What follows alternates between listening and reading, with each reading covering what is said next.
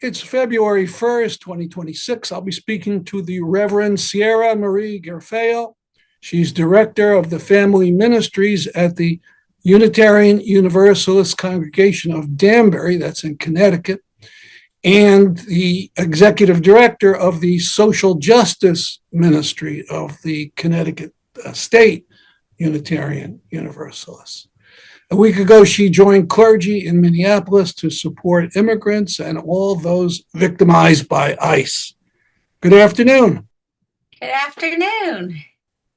Great to be Let me with jump you. right into one aspect of things. I understand out in Minneapolis there was a lot of singing. Is that right? That's right. The singing was absolutely delightful. It was wonderful to learn some new songs, practice some old songs, and that is a way of building community and promoting joy and togetherness. So I really appreciated that. And was this singing mostly among the clergy or with everyone? Everybody was singing. Everybody was singing. I would say there were some wonderful clergy song leaders and some wonderful clergy singers, but everybody was singing, even me with my voice not being that great. What Yeah. were some of the songs? So one of the favorites that I took home. Um, Let me see how I probably can't sing it, but one of the favorites that I took home. The words are, "No one is getting left behind this time. No one is getting left behind. No one is getting left behind this time. We get there together, or we never get there at all." And that really speaks to my own theology of we don't leave anybody behind. Yeah. Great. Well, maybe we'll come back to this a little later. Uh, so, why did you go to Minneapolis? As a person of faith, my call includes feeding the hungry, giving water to the thirsty, visiting the sick, visiting the imprisoned, and welcoming the stranger, and when a neighbor tells me that they are suffering and in need of help, and that it would make a difference for me to be there, I'm going to show up. And we were asked by clergy in Minnesota and by an organization in Minnesota to go as clergy members to bring a moral witness to what was happening there. And I answered that call. So, you went out. Did you drive out or fly out? How did you get there? I flew out. Yeah, so quite of a big drive. Yeah, yeah. And And we heard about it. I think I heard murmurings of it on like Wednesday the prior week, and the call didn't come out, I think, until Thursday or Friday of that week. And I was traveling by Tuesday. and you were there from Wednesday till Friday. That was the big demonstration before the killing of Alex Preddy. Correct. I landed Saturday morning just before the news of Alex Preddy's death came out. And so I landed basically to that news. Yeah. So, what was it like in Minnesota? Big question. Start with the weather. Well, the weather is probably the least interesting thing. People have talked about the weather a lot, and it was dangerously cold. But I will say that in the warmth of community, I didn't notice it. I was busy doing other things, and I, for the most part, stayed nice and toasty in the warmth of community. It is an occupied territory. It is not considered a safe place to be in many ways. And it is a place where neighbors are really helping each other out, and there is a wonderful practice of community. And I was really eager to learn a little bit about that and show up as a neighbor from another state. So it was a really great experience in that way, a deeply, deeply meaningful trip. And did you see the ICE public servants? What are they? Goons? Did you see them in their masks and so on? Yeah, there was ice activity while we were there. I didn't see a ton because on Friday when we were out in the community the most, that was the march, and the reports we were getting is that ICE were out but staying in their cars for the most part during the march, and so I saw limited activity from the time that I was there, but there was activity on Thursday. And when you say activity, what did you see on Thursday of ICE? So on Thursday, there was a group of clergy trying to leave an area, and they got stuck behind ICE. I was not with the clergy that were there behind ICE, and so I wasn't stuck. So I don't have all of the information about what happened exactly. But these clergy were part of my cluster of. We had little pods, safety pods, and so I was responding to their messages that they were. That they were held up by ICE activity. And I do not know whether in the end somebody was taken during that encounter. So talk about the march on Friday. I heard it was huge. I saw pictures. Yeah, I anticipated that we would get there and we would try to get to the front because I was hoping that the clergy would be in the front of the march to lead as a moral voice. And I couldn't even find the front. We got there and we were just in the middle of it. We just kind of walked right up into a large crowd, and there was no way I could find anybody who I knew during that time. I was very thankful. We had prepared for tear gas and all kinds of stuff, and I was very thankful that we did not run into that kind of political violence. But the march was a really energizing, wonderful, mile-long walk in the freezing cold.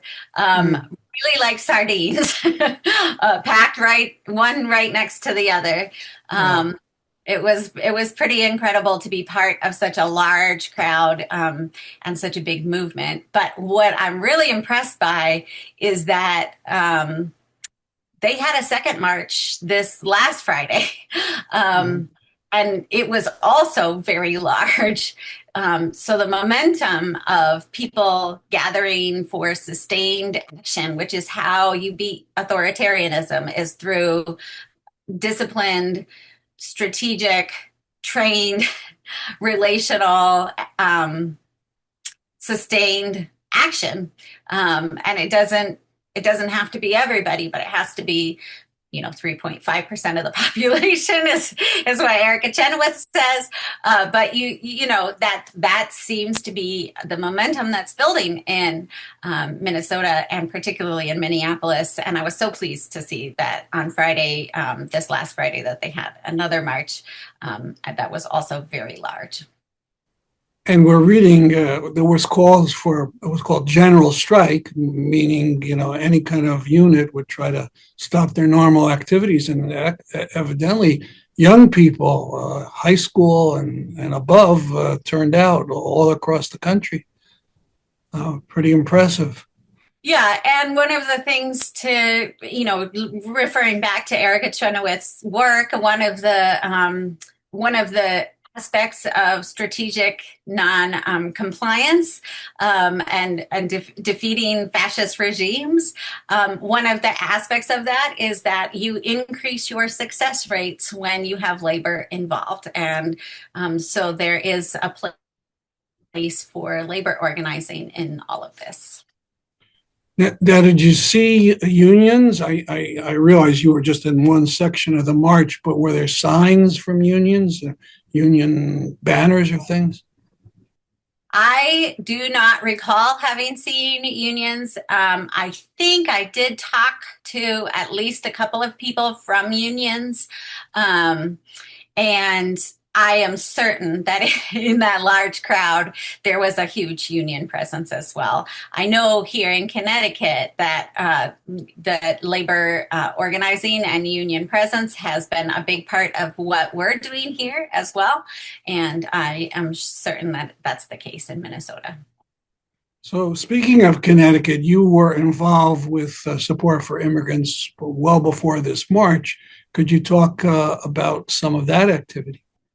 Yeah, so in Danbury, Connecticut, where I have my halftime family ministries role, there is a very wonderful emerging organization that started up probably just about a year ago called Danbury Unites for Immigrants. It's volunteer run at this point, and it is a mix of immigrants and allies.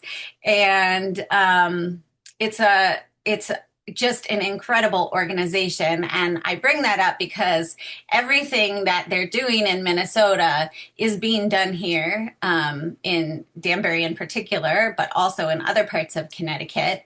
And we just have to scale up as we face incursions like what's happening in Minnesota. But we have the infrastructure to really support our communities.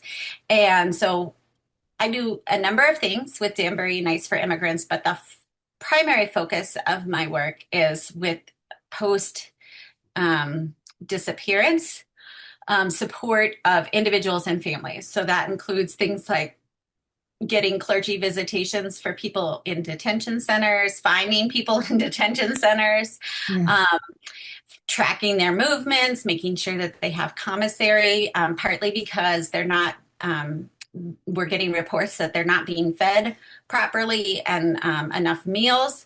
And so we want to make sure that they have money to supplement whatever they're being fed, which is a challenge in 100 ways. And I won't get into it in depth because that would take a whole, long conversation. But getting commissary to people, making sure that they have the legal support that they need, and helping their family gather together documentation to assist them with the legal support, and also helping their family back home, because this kind of disappearance is very difficult for families. It causes loss of income. It causes emotional stress in the family who has just lost a beloved family member. It causes loss of child care and all kinds of other after effects. Sometimes the only driver in the family has been taken. There's lots of after effects. And so we try to reduce the harm that's caused in the immediate disappearance of a family member through federal agents grabbing them off the street or whatever they're doing. Great. So my final question is, if people want to help out or learn more about Danbury Unites for Immigrants, what's a good way? Facebook or Instagram or whatever? Yeah, there's a presence on Facebook and Instagram, and we have regular welcome calls. I don't recall off the top of my head. I think it's February 12th when the next one is. But we have regular welcome calls where we orient people to what we're doing and how they can get involved and help out. One major lesson from Minnesota is that we need everybody to get involved. This is not something that just a little group of people can do by themselves. We need involvement of everybody, and there's a place for everybody in this work. There are all kinds of things to do, and they all look different and take different skill sets, and we want to draw on as many skill sets as we can. And the Unitarian congregation meets on 10 o'clock on Sundays. What's that address in Danbury? That is at 24 Clapboard Ridge Road in Danbury. Yes, services are at 10 o'clock, and we have family ministries of various sorts, including programs for children during some of our services. And some of our services, we have child-friendly events for all. So, yeah, Well, thank you very much for this interview. thank you.